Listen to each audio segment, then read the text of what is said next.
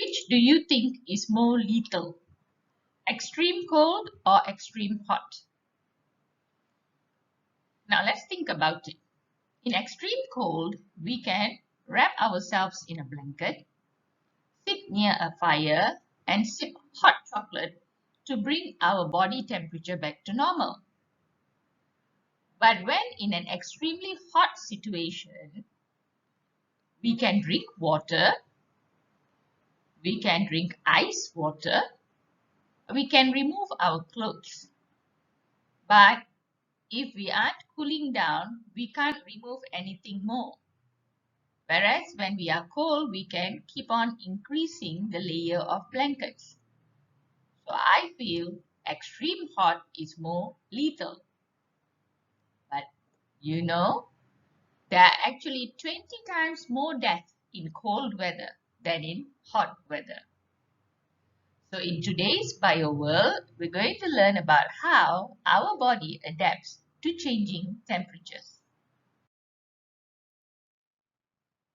We are now entering chapter 11, Homeostasis, and we'll start off first with the importance of homeostasis.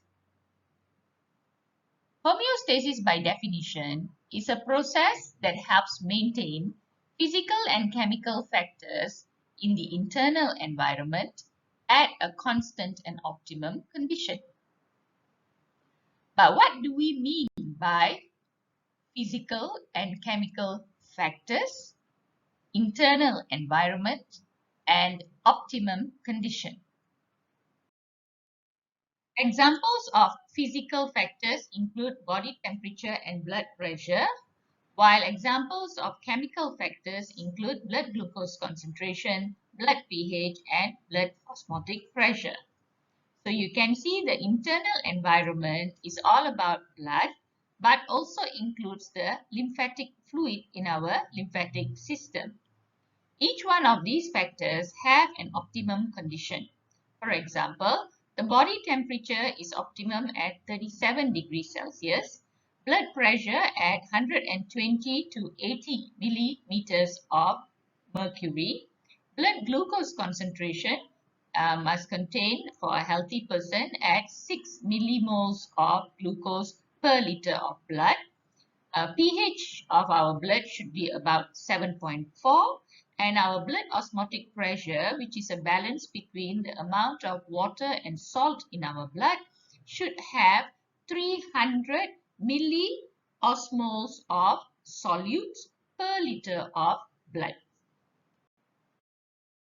Homeostasis is important to maintain the optimum conditions of our internal environments so that cells can continue to function efficiently, and in this way, it will ensure the survival of the organism, and the organism will be able to continue to reproduce. Besides that, homeostasis enables the cells to balance their metabolic rates according to the organism's requirements. For example, when the organism is at rest, the metabolic rates can be reduced, and when the organism is active, the metabolic rates can be increased. So in this way, homeostasis helps the organism's system function efficiently by conserving energy and minimizing energy wastage. For instance, when we are at rest, we do not need so much energy. So that energy can be conserved for use when we are active. Finally, we see homeostasis also ensures that the organism does not become dependent to the external environment. For example, let's say if we live in the Arctic where the temperature is very cold. Fortunately for homeostasis, it is able to maintain the blood of the organism at an optimum condition, so the organism will continue to be active although the environment is so cold. So in this way, organisms are able to live in a wider range of habitats. Now that we know the importance of homeostasis, let's move on to the homeostatic control system. The homeostatic control system is based on a negative feedback mechanism. This diagram is commonly used to represent the negative feedback mechanism. So in this mechanism, when the factor that is being regulated changes, for example, let's say the factor being regulated is temperature. So when we say it changes, the body temperature can either increase or the body temperature can decrease. So what will happen is the body will carry out corrective mechanisms, such as if body temperature increases, you start drinking cold water, or if body temperature decreases, you start putting on thicker layers of clothes. The objective here is to counteract the change so that the body temperature doesn't continue to decrease, nor does it continue to increase. So in this way, once the mechanism counteracts the change, the body temperature returns to normal. So this is the negative feedback mechanism, and most of the biological systems follow this. But that does not mean there is no such thing as positive feedback. So let me explain positive feedback now. Positive feedback mechanism includes the changes in the factors that are being regulated. But the corrective mechanism, instead of counteracting the change, ends up amplifying the change. For example here, when the body temperature is increasing, the corrective mechanism asks you to put on more clothes. So this way, your body temperature continues to increase. Or when your body temperature is decreasing, the corrective mechanism asks you to drink more cold water.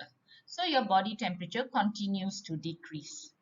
So this, of course, will lead to death. And that is why positive feedback mechanisms are rare in biological systems. But this does not mean biology doesn't have a positive feedback mechanism.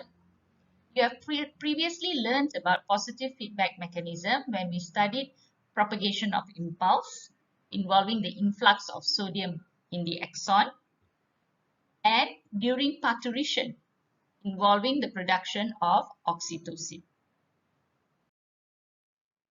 Now we know about the negative feedback mechanism in homeostatic control systems. We move on to discuss the process of thermoregulation in endotherms. Thermoregulation can be defined as a process of maintaining our internal body temperature to be within the optimal range of 37 degrees Celsius for humans. This can be done by using heat from internal metabolism. For example, in this bird, the flapping of the wings is actually generating heat that can be absorbed into the blood so that the body temperature can be maintained. Organisms can also absorb heat from the external environment. For example, this lizard basking in the sun is actually absorbing heat from the sun as well as heat on the rock to help maintain its body temperature. It is important to maintain the body temperature at a constant value because biochemical and physiological processes in our body are sensitive to temperature due to their dependence on enzyme activity. Once the temperature is stable, cells will be able to function efficiently, and this ensures the survival of the organism. So based on thermoregulation, mammals, including humans and birds, are called endotherms, whereas reptiles, amphibians, and fish are called ectotherms. The difference between them is their method of thermoregulation. Endotherms carry out thermoregulation by absorbing heat from their metabolic activities within their body, whereas ectotherms carry out thermoregulation by absorbing heat from the external environment. So from this, you can see that endotherms have a constant body temperature regardless of the change in the environmental temperature, making them more adapted to their environment. This is because homeostasis in mammals and birds are more efficient than the homeostasis mechanism in reptiles, amphibians, and fish. You can see that their temperature is very dependent on the environmental temperature, whereby if the temperature is cold, their body temperature is also very low, making them inactive. And when the environmental temperature increases, their body temperature increases too, and this can actually endanger their survival. Let us now discuss thermoregulation specifically in humans. When there is a drop in the environmental temperature, the cold receptors of our skin will detect the decrease in temperature. And if our blood temperature decreases, there is a heat gain center in our posterior hypothalamus that will detect this decrease. The cold receptor as well as the heat gain center will then transmit impulse to the cerebrum as well as the hypothalamus.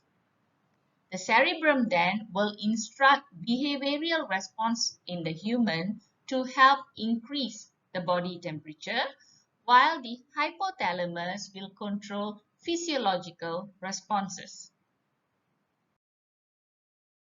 Likewise, when there is an increase in the environmental temperature, there are heat receptors in the skin that will detect this increase.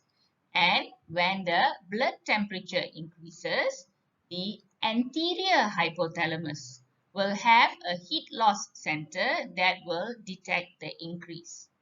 Both the heat receptors and the heat loss center will transmit impulse to the cerebrum and hypothalamus. Once again, the cerebrum will control behavioral responses to help reduce the body temperature, and the hypothalamus will control physiological responses to help reduce the body temperature. The behavioral responses regulated by the cerebrum are different according to the body temperature. So like when the body temperature increases, the behavioral responses are to help cool down. So for example, you'd wear less clothing, or you would switch on the fan or air conditioner, or even start drinking cold water.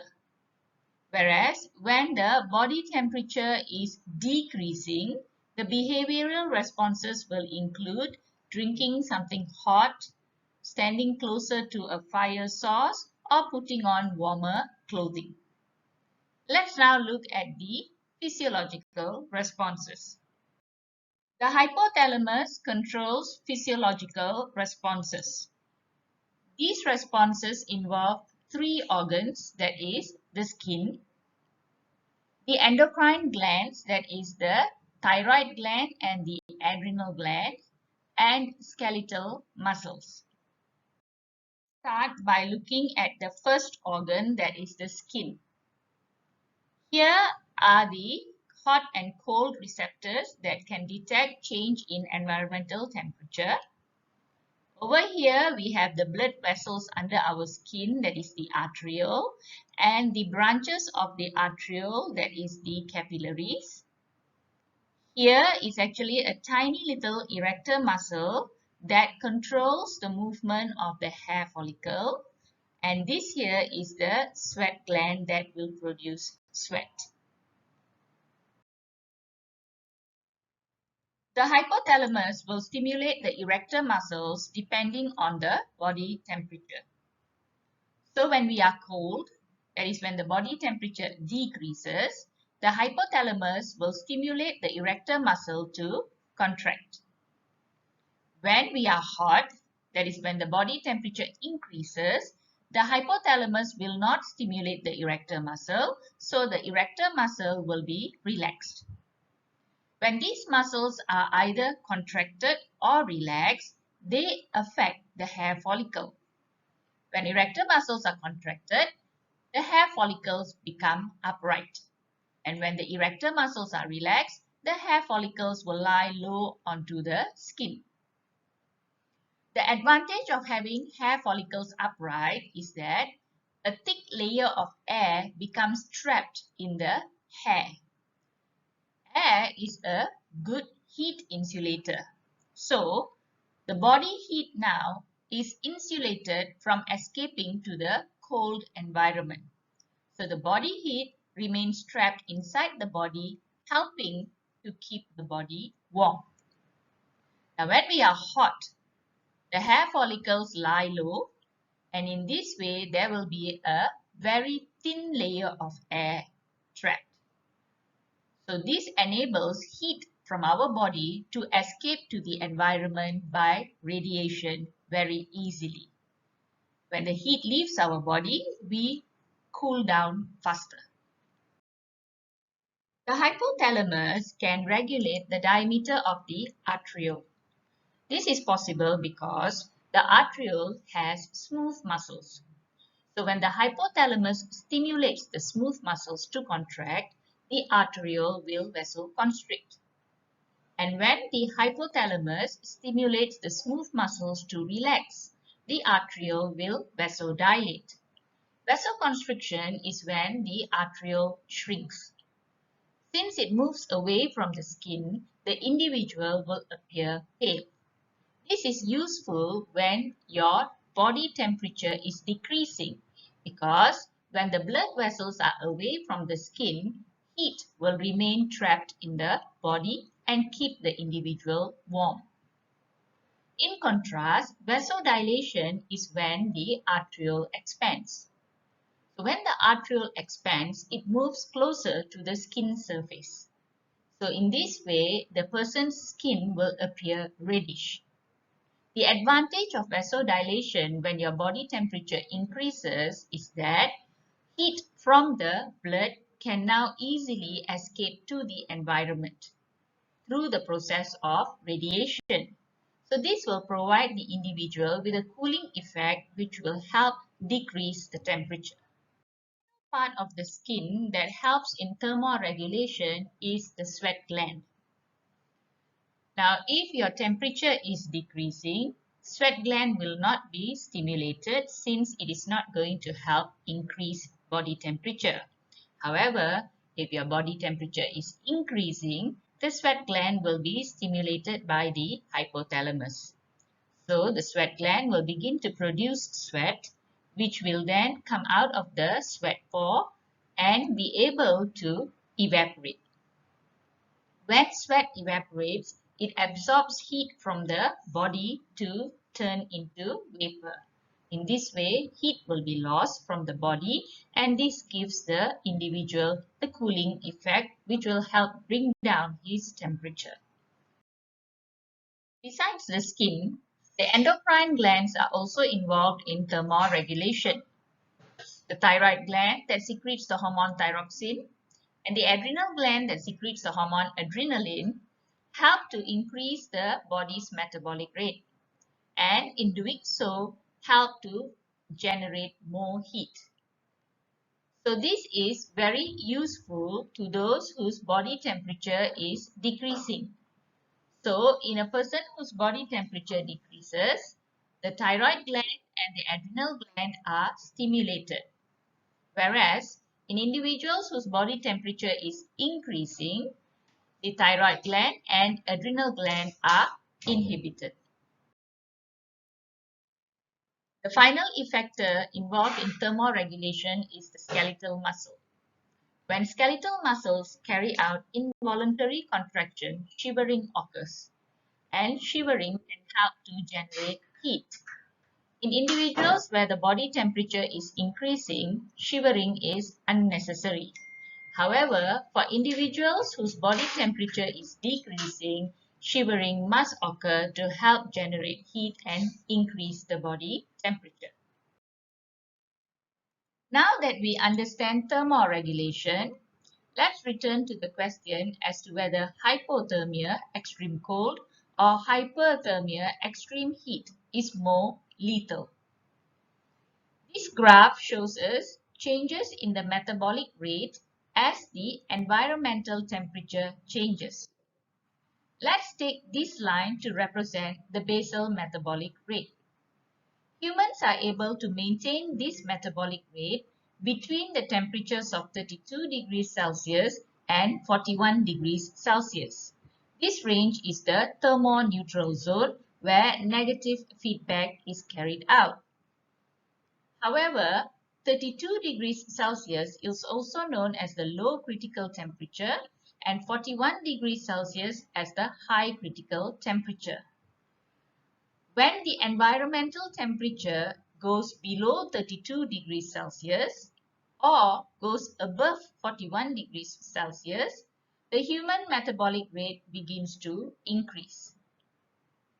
On this end, when the temperature decreases and metabolic rate increases, we still consider as negative feedback. However, this process does not last long because when the environmental temperature reaches 26 degrees Celsius, which is the low lethal temperature, the body becomes still. So there is no more metabolism occurring in the body. We consider this positive feedback and this will lead to coma or death.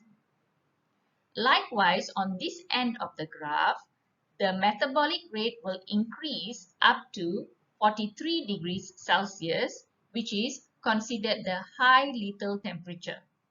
Now, when the environmental temperature increases further, the metabolic rate starts to increase even more steeply.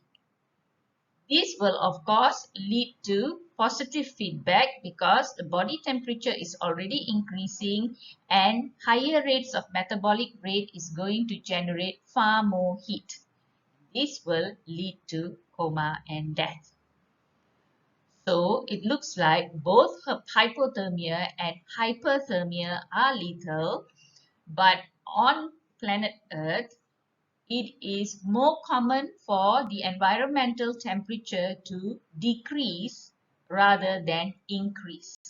So that is why there are 20 times more death due to hypothermia compared to hyperthermia. So with that, I end today's video. Bye bye.